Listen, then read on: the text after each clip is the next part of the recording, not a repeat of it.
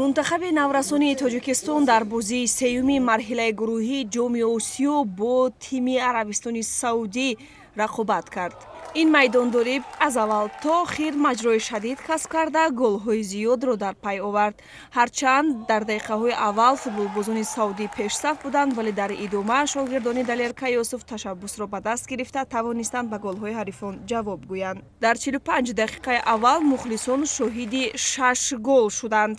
голҳои дастаи моро Мунаввар Анварзод, Асадбек Махтумов, Парвиз Сангинов ва Муҳаммаҷон Мираҳмадов ба самар расониданд. Мунаввар Анварзод муаллифи дубл гашта, голи задаи Муҳаммаҷон Мираҳмадов бошад яке аз голҳои зеботарини мусобиқот дониста шуд.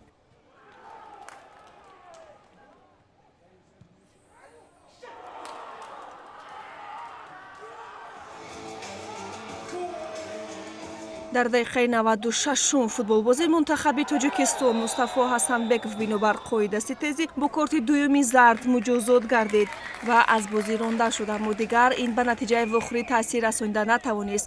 рақобат бо ҳисоби мусовии 5-5 ҷамъбаст шуд ва мунтахаби наврасони Тоҷикистон дар гурӯҳи А зинаи дуюмро касб карда акнун дар даври чоракниҳоӣ бо тими наврасони Ҷопон рӯбарӯ мешавад. бозии навбатии 15 май сурат мегирад.